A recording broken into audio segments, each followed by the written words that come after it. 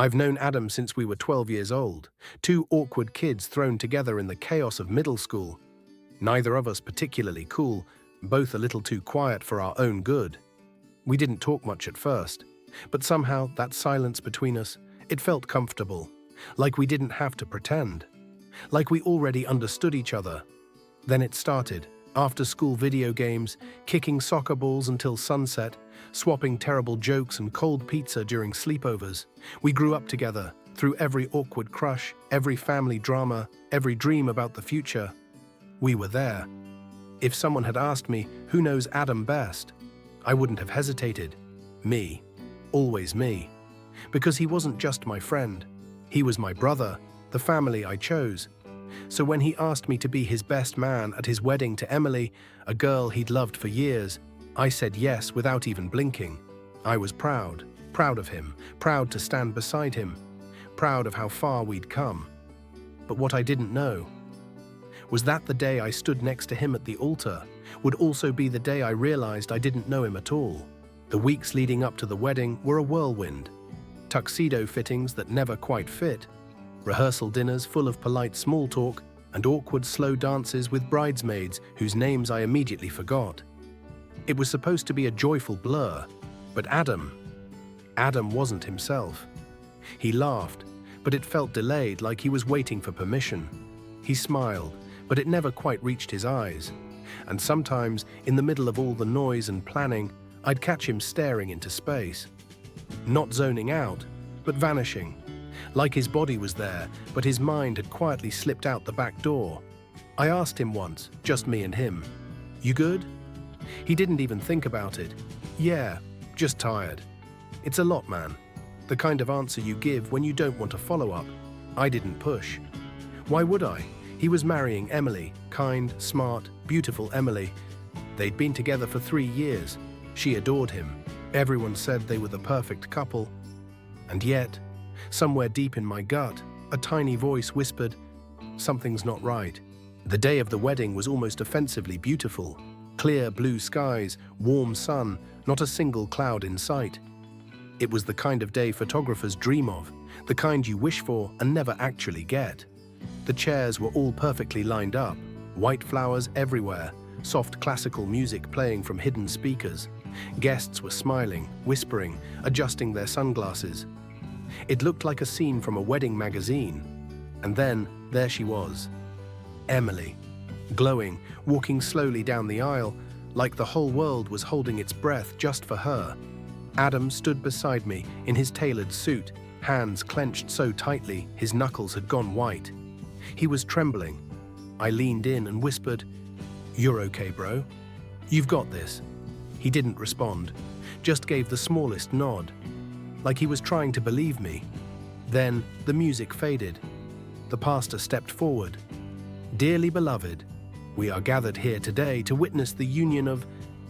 Adam's voice cut through the ceremony. I need to say something." It wasn't loud, but it was sharp and final. A murmur spread through the crowd. My heart froze in my chest. He turned, not to the pastor, not to the crowd, to Emily. "I'm sorry," he said, his voice shaking. "You don't deserve this. You deserve the truth." Emily blinked, once, twice. The smile on her face slowly slipped away. And then Adam said it. "I'm gay," he whispered. "I've been lying, to you, to myself, to everyone. I can't do this." For a moment, time stopped. No one moved, no one even breathed. Emily stared at him like he'd just turned into a stranger mid-sentence. Her lips parted slightly, but no words came out. Her fingers, once so delicately wrapped around her bouquet, began to tremble. And then, she dropped it. Roses and baby's breath scattered across the floor in slow motion. From behind us, I heard a sharp gasp. His mother. His father's face went rigid, pale, like someone had just struck him without warning. The pastor didn't speak. No one did. The music had long stopped, but somehow the silence was louder than anything I'd ever heard. And me? I didn't say a word. I just walked out. Not because I hated him, not because I was ashamed, but because something inside my chest was caving in, like everything I thought I knew, about him, about our friendship, about the years we'd shared. was suddenly fragile, and I didn't know how to hold it together. So I left. I sat on the front steps of the church, suit jacket unbuttoned, tie hanging loose, heart in pieces. Behind me, the wedding unraveled, voices rising, some crying, some shouting, some just stunned. But it all sounded distant, like I was underwater, muted, blurry, not quite real. And all I could think was, why didn't he tell me? We told each other everything. Or, I thought we did. Late-night confessions, stupid fears, inside jokes no one else would ever get. But now all those memories were flashing through my mind with new meaning. The times he'd gone quiet when I joked about girls, the way he'd deflect any time we talked about love or dating, the discomfort in his eyes that I always mistook for shyness. Maybe he did try to tell me in his own way. Maybe he dropped hints, paused in the spaces between sentences, hoping I'd connect the dots. But I didn't. Or maybe he didn't think he could tell me.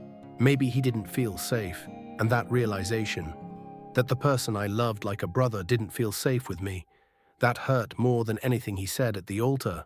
A week went by, no calls, no texts, just silence. Not because I was angry, I just didn't know what to say. Every time I picked up the phone, the words fell apart before I could even dial. Then one evening, I came home to find a letter in my mailbox. No return address, just my name, written in handwriting I knew by heart. It was from Adam. I wouldn't blame you if you were angry. Truth is, I was angry too. At myself. I didn't tell you because I was scared. Not scared you'd hate me, scared you'd see me differently. That everything we shared, the jokes, the memories, the years, would suddenly feel like a lie. You were the one person I didn't want to lose, but somewhere along the way, I realized I was losing myself.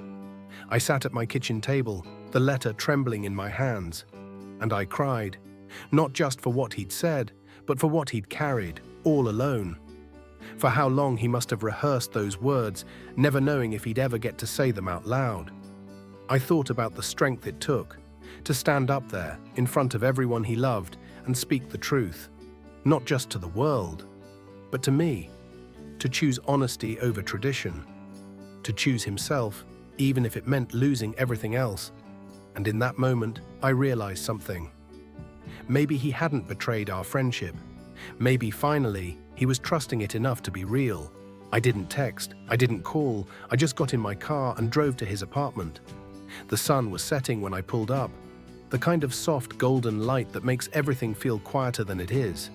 My heart pounded the whole way up the stairs. I didn't know what I was going to say. But somehow that didn't matter. I knocked. Once, the door opened.